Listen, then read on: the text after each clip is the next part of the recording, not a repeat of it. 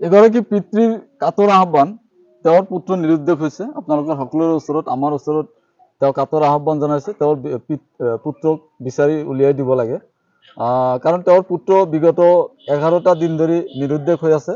আৰু এয়া হৈছে গোৱালপাৰা জিলাৰ লক্ষীপুৰৰ যি ৰাজমিতা আছে, এই ৰাজমিতাৰ ধোবাগুৰা গাঁৱত। আৰু আমি সেইখন গাঁৱত উপস্থিত হৈছোঁ। আৰু এইগৰাকী দুৰ্ভগীয়া পিতৃ, এগৰাকী খুৰাৰ নাম শুকুৰ আলী। আপোনাৰ পুত্ৰ হাৰাইছে কয়দিন হয়? 11 দিন হয়। 11 দিন। কি নাম? নাম সাইদ আলী। সাইদ আলী। বয়স কত হবে? বয়স 25 হবে। 22-25 এরকম। আচ্ছা, যেদিন ঘৰৰ পৰা ওলাই গৈছে তেওঁ কি কি পিন্ধা আছিল, কেনেকে গৈছে, কথা কব পাৰে নেকি?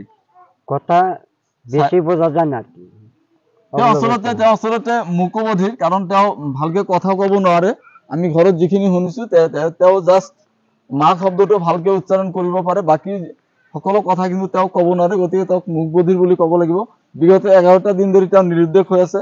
আৰু ঘৰৰ পৰা যেতিয়া ওলাই গৈছে তেওঁ লং পেণ্ট আৰু চোলা পিন্ধা আছিল, লগতে জেকেট পিন্ধা আছিল, আৰু ভৰিত তেখেতে হাৱাই চেণ্ডেল পিন্ধা আছিল। তেওঁ কৰবাত যাব বুলি তেনেকুৱা ইংগিত দিছিল নেকি আপোনালোকক? যেহেতু কথা ক'ব নোৱাৰে। গতিকে কি ক'ব ৰাইজক, ৰাইজক আপোনালোকে কেনেকে আহ্বান জনাব? আপোনালোকে দেখিবলৈ পাইছে যে এই বুকুত যিটো ফটো আপোনালোকে দেখিবলৈ পাইছে, এই ফটোখন হৈছে সাইদ আলী। আৰু বিগত 11টা দিনত তেওঁ এনেদৰে বুকুত ফটো লৈ তেওঁ সকলোৰে ওচৰত অধীৰ আগ্ৰহেৰে বাট চাইছে, সকলোৰে ওচৰত আহ্বান জনাইছে তেওঁৰ পুত্ৰক বিচাৰি উলিয়াই দিব লাগে।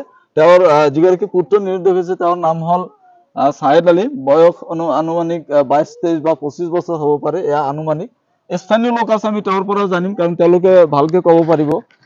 গতিকে চাচা, আরেকটা বার আপনার রাইজে কি করবেন? রাইজে আমার বেড়া 11 দিন ধরে হারিয়ে গেছে, পাইলে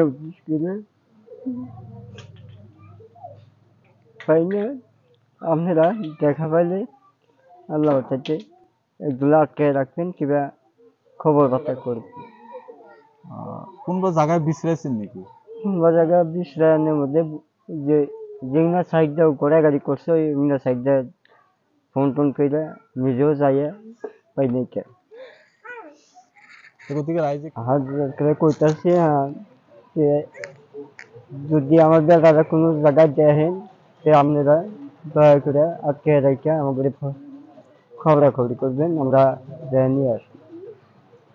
তেওঁলোকে বিভিন্ন ঠাইত বিচাৰ খোজ কৰিছে, আৰু গাঁৱলীয়া মানুহ সকলে তেওঁলোকে ওলাই আহিছে। সকলোৰে এটা আহ্বান যে এই দুৰ্ভগীয়া মানুহজনক উলিয়াই দিব লাগে, বিচাৰি দিব লাগে। আপোনালোকে যদি কৰবাত দেখা পায় এনেকুৱা, ল'ৰাটো দেখাত হয়তো 5 ফুট 3-4 ইঞ্চি হ'ব, আৰু দেখাত কলীয়া বৰণীয়া। আমাৰ স্ক্ৰীনত যিটো নম্বৰ দিয়া আছে, দুটাকৈ নম্বৰ দিয়া থাকিব। আপোনালোকে অনুগ্ৰহ কৰি তেনেকুৱা যদি আপোনালোকৰ সন্মুখত বা কৰবাত যদি আপোনালোকে সম্ভেদ পায়, আপোনালোকে দুটা নম্বৰত যোগাযোগ কৰিব। আপোনাৰ ওচৰলৈ আহিছো।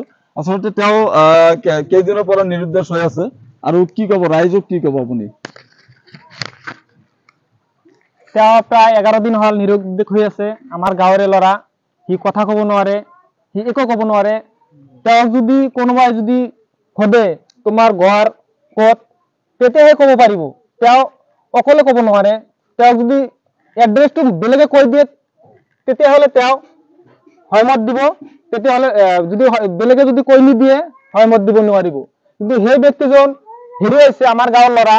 আপোনালোকক আমি অনুৰোধ কৰিছো, সোশ্যাল মিডিয়াৰ পৰা আপোনালোকক অনুৰোধ কৰিছো, আমি মিডিয়াৰ জৰিয়তে অনুৰোধ কৰিছো, এই ল'ৰাটোক আপোনালোকে দেখা পোৱাৰ লগে লগে আপোনালোকে স্ক্ৰীনত দিয়া নাম্বাৰটোত আপোনালোকে যোগাযোগ কৰিব, আৰু এই ভিডিঅ'টি সকলোৱে শ্বেয়াৰ কৰি দিব, যাতে গোটেই অসমবাসীয়ে এই ভিডিঅ'টি দেখিব পাৰে। ফলত যাতে এই দুৰ্ভগীয়া পিতৃ এই ল'ৰাটোক বিচাৰি পায়। শেষত এইখিনি কৈছো আমি। আপোনালোকে দেখিবলৈ পাইছে, মোৰ সৈতে তেওঁৰ মাতৃ আছে আৰু পিতৃ আছে, দুগৰাকী বৃদ্ধ লোক। তেওঁলোকে এটা আহ্বান জনাইছে, তেওঁৰ পুত্ৰক বিচাৰি দিব লাগে। আৰু আটাইতকৈ ডাঙৰ কথা এই ক্ষেত্ৰত উল্লেখনীয় বিষয়টো হ'ল যে তেওঁ নিজে যাচি হয়তো তেওঁৰ এড্ৰেছ, নাম, ঠিকনা, পিতৃৰ নাম একো ক'ব নোৱাৰিব। গতিকে আপোনালোকলৈ এটা আহ্বান থাকিল যে তেনেকুৱা যদি আপোনালোকৰ সন্মুখত পৰে, আপোনালোকে স্ক্ৰীনত থকা নম্বৰটোত আপোনালোকে যোগাযোগ কৰিব, বা সেইটো নম্বৰত আপোনালোকে পাৰিলে হোৱাটছএপ যোগে এটা ফটো প্ৰেৰণ কৰিব। আৰু এই ল'ৰাটোক যেতিয়ালৈকে আপোনালোকে বা আমি যেতিয়ালৈকে পৰিয়ালৰ লোকে যেতিয়ালৈকে নাপাব, তেতিয়ালৈকে আপোনালোকে যাতে এই ভিডিঅ'টো শ্বেয়াৰ কৰি আনজনলৈ প্ৰেৰণ কৰে, তাৰ কাৰণে আমাৰ আহ্বান থাকিল।